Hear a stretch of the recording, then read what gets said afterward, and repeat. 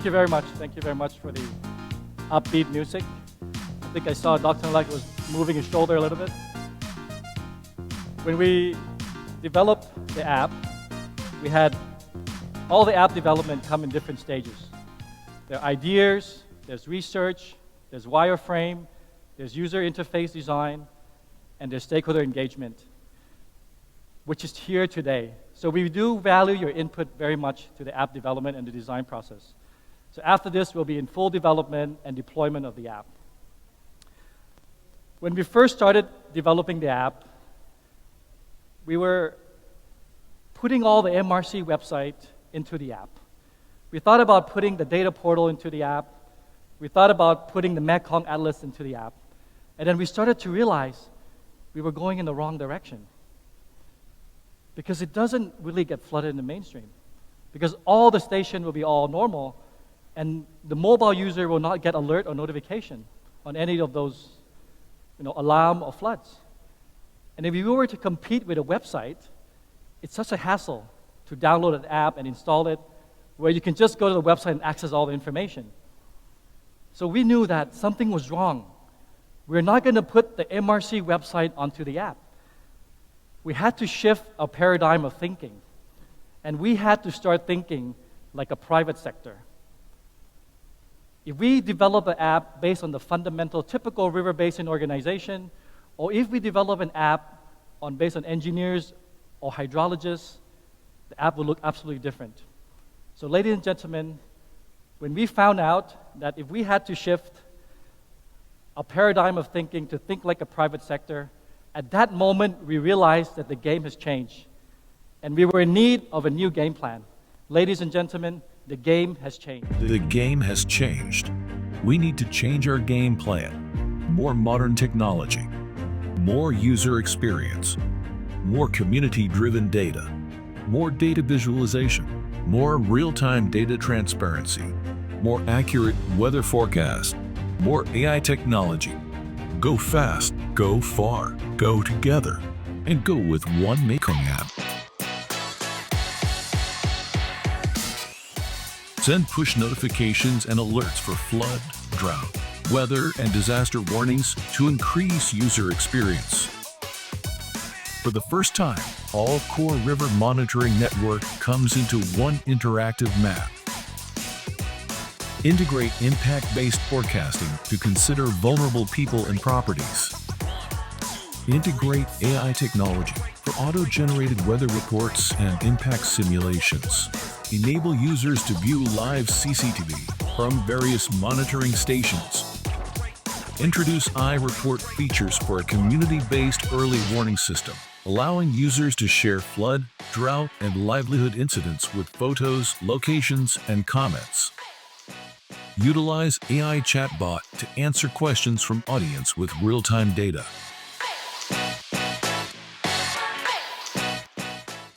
Thank you. So, developing a mobile app requires us to shift our paradigm of thinking. And mobile app is completely different from developing a website, because it's all about the use and all about the user experience. So we're here today to present to you from a stakeholder engagement on the features and function of this app. Whether the app will create engagement and use depend on these functions and features.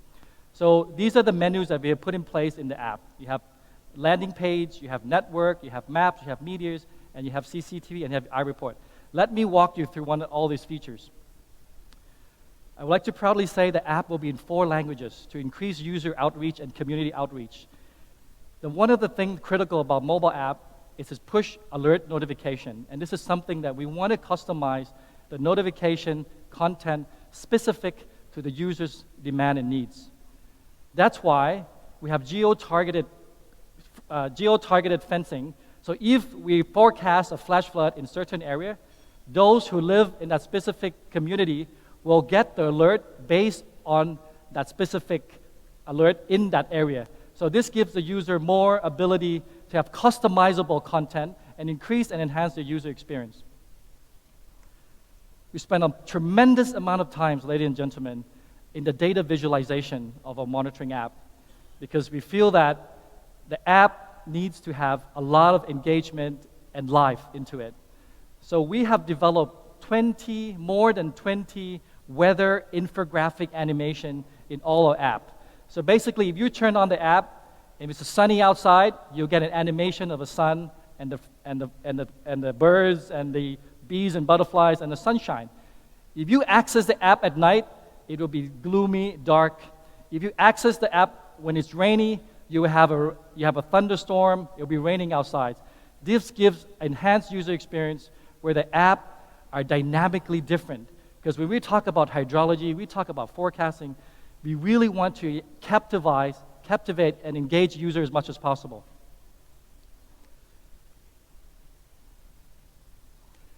As you can see on the screen, our water levels, this is our version 101 of the interface. I can tell you that it took us a tremendous amount of time to design water levels. And believe me, you can design water levels in different ways, right? And this is our version 101.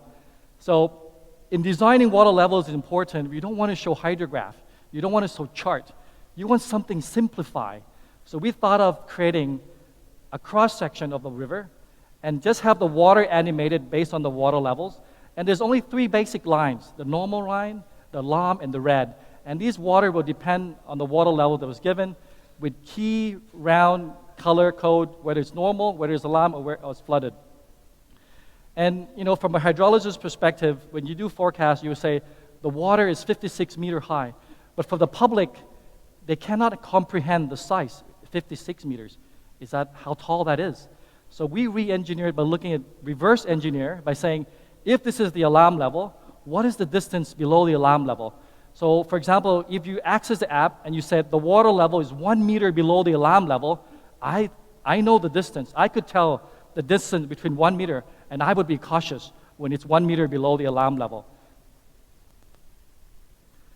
Another thing we enhance our user experience is we want you to be able to customize the location that you want to monitor your favorite station. So we add a heart function on the right of the screen, so you can heart your favorite station, and if you access your app, all your favorite station will be able to monitor it, and you will see this every time you open the app. You can save all your favorite station, and this increases the user customization, increases the user's needs and benefits.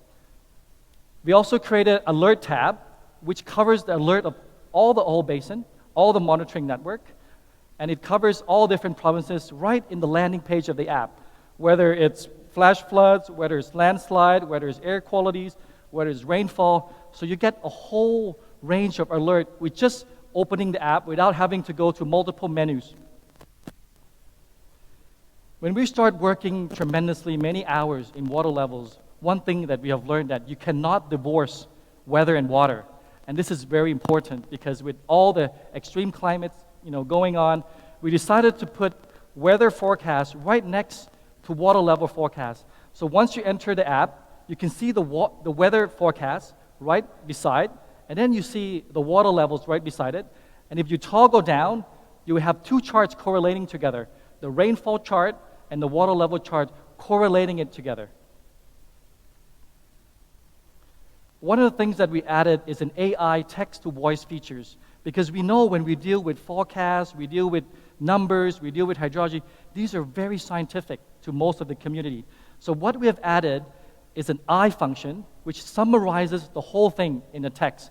But if you click on the speaker icon, you actually can get a voice-activated notification. The water level of the Mekong in Vientiane is normal today and will remain so in the coming days. So Enjoy your day. So basically, that was an example of an AI voice activated. So basically, you don't even need to read whether the water level is 6 meters, 2 meters. You just click on the speakerphone. The AI will read for you the summary of that situation on that particular day and the forecast of the next 7 days. Ladies and gentlemen, we now live in the age of AI. So it's not possible for us not to embrace the AI technology. So we have worked with downloading the ChatGPT AI to develop MRC's first AI chatbot called Nong Nam. Ladies and gentlemen, I introduce you to Nong Nam. Hello, my name is Nong Nam, and I am an AI chatbot powered by the ChatGPT API. I am here to answer any questions you have regarding the Mekong situation. Now, let me show you what I can do.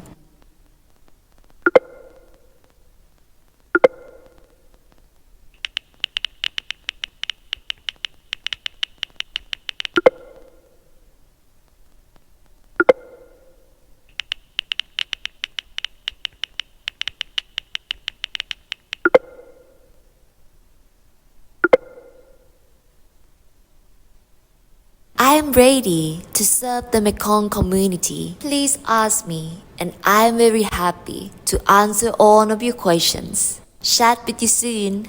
Bye.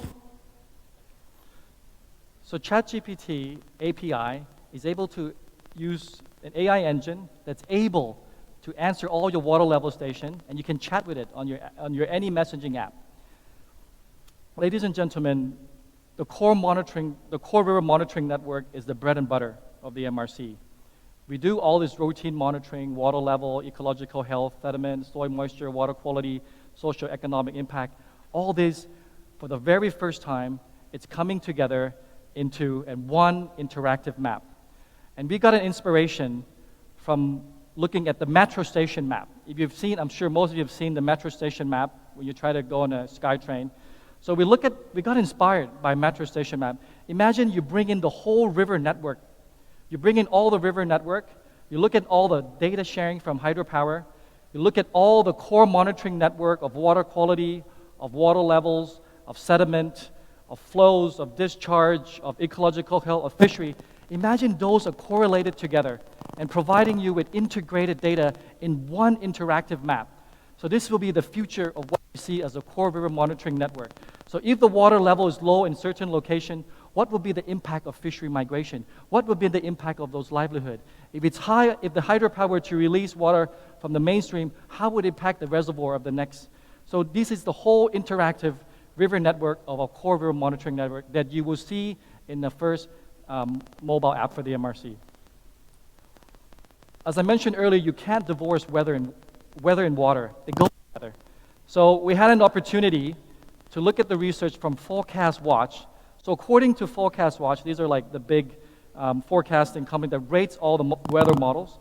So the weather companies has rated one of the highest accuracy in terms of weather forecast in Southeast Asia. So in consultation recently we had with IBM and the weather company, they use this technology called GRAPH. It's Global High Resolution Atmospheric Forecasting System that is 6 times faster and 3 times higher resolution. So what is GRAPH used for? So GRAPH is used in the aviation industry. So GRAPH has hourly updates. It's 5 minutes forecast data. It's around 3.5 kilometers. It's used GPU accelerated image processing, and it's used AI to correlate satellite data and ground data and improve its accuracy model every time. And if some of you here is a forecaster, you would agree with me that you cannot use one model. You cannot use one weather model to forecast. So weather company IBM used more than 100 weather models to improve its accuracy to forecast. So ladies and gentlemen, for the very first time, we're putting aviation industry weather forecasts that are freely accessible to the public. Another thing we'd like to introduce to the app is impact-based forecasting. As you all know, our regular forecasting work, our bulletins of the MRC, our forecast of water levels, and we have impact of properties and people. Imagine if we were to combine these two. Imagine if you can have impact-based forecasting where you can have infographics of affected communities, disaggregated based on gender, disaggregated based on age, and allow the decision maker to say, what is the investment loss? What is the economic loss? What is the population being affected? What is the property being affected? And having that map exposed in those areas.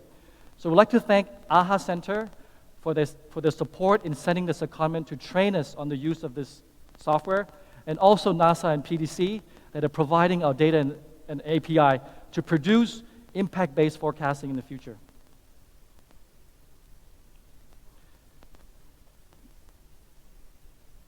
In consultation with IBM and the weather company, we're introducing Real Mekong. So Real Mekong is an AI that's able to generate you videos or reels, which it takes all the videos in your local area, weather news or websites, and generate the weather content specifically to your location. Ladies and gentlemen, Welcome real to the Mekong Flood and Drought Forecast channel. I am Nong Nom from the Mekong River Commission. Let's start with the rainfall update. Over the past 7 days, there has been moderate to extreme rainfall in some areas. In the next 7 days, the lower Mekong Basin is expected to experience light to moderate rainfall throughout the region. In Laos, the water level at Winchan Station is still within normal range. Northern, northeastern, central, and eastern regions of Thailand are expected to experience constant rain throughout the country. Please be cautious for heavy to very heavy rainfall. Imagine an AI could do that video content specifically to your location, and you're able to access it in your mobile app. How amazing and breakthrough that is. The next thing I would like to introduce you is our Waterverse. So Waterverse is using 3D data visualization technology and digital twin for river flood simulation and for flood-prone area. In collaboration with K-Water, we would like to introduce you to Waterverse.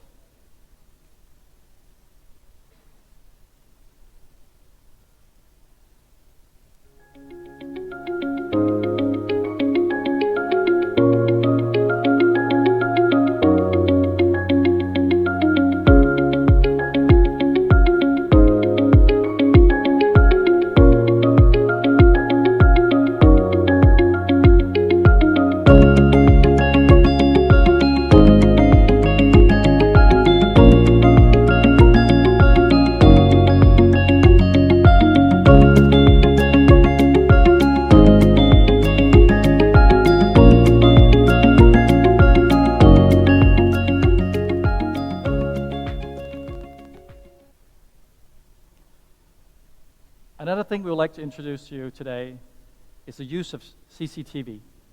As you all know that when you're dealing with the public in terms of information such as water levels, sometimes it's good to see live footage. If our telemetry bubbler station is not working, you will have a CCTV to see the live footage of the situation along the river. So this is one area we're looking in terms of deploying in the future. The next, I would like to introduce you to cam level, is using the technologies of image processing and CCTV to be able to use augmented reality, AI, and machine learning that CCTV in the future could use to monitor water levels and send that data to cloud and enable us to have real-time data of the water levels in replacement or in conjunction to our telemetry water station. Now, MRC will be self-financed in the next 5 years. And think about having, if one monitoring station costs around, say, 40,000, and look at CCTV, the technology has improved way further than the previous 5 years ago, and the cost is much reduced.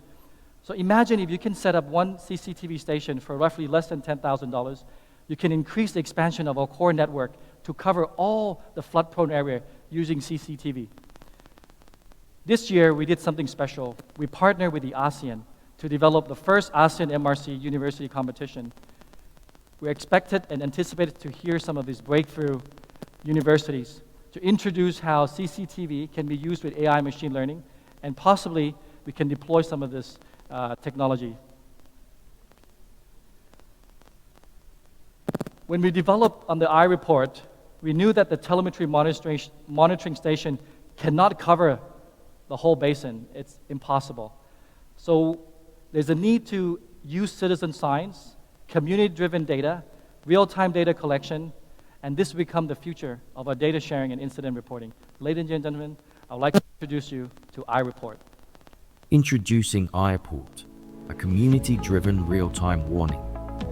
This is a flash flood, and right now, there are thousands of people capturing it on camera and sharing it on social media.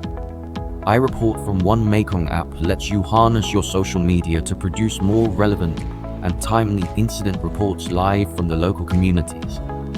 Your social media produce a wealth of content, videos, comments, and photos that can effectively be used by iReport to make a difference and save lives. You will become part of our monitoring and forecasting team. iReport deepens the connection between the community and incident monitoring. making you own the Mekong River and become part of saving lives. Join now and become part of the iReport community to make a difference.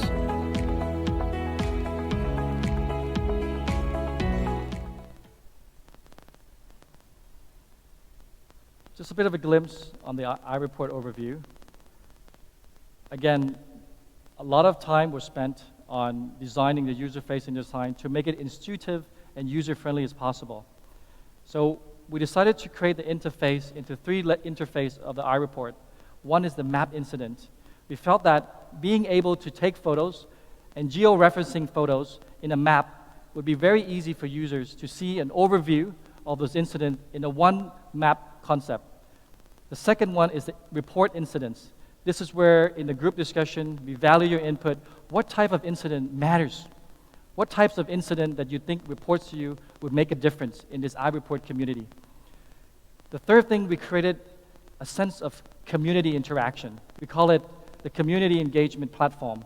So this is where users can interact, comments, and provide engagement. And we also develop different badges of the users. So if you first enter or subscribe to the app, you become a newbie. You may have a few posts or may not. And later, if you start posting some seldomly, sometimes, you become an explorer. But if you have a frequent posting and commenting, you become a rising star. And then, if you post very much for a couple of years, you become a superstar. So that sense of belonging creates a culture. And that's how we sustain the use of the mobile app. So the iCommunity is not just the tools, but it's a mechanism, it's a culture, it's a community, it's an engagement. Now, we cannot do it alone. So I'd like to firstly thank all development partners, especially Japan and UK, for their tremendous support, and also all the communities and all the organizations that show tremendous interest to take part in this development of the iReport features.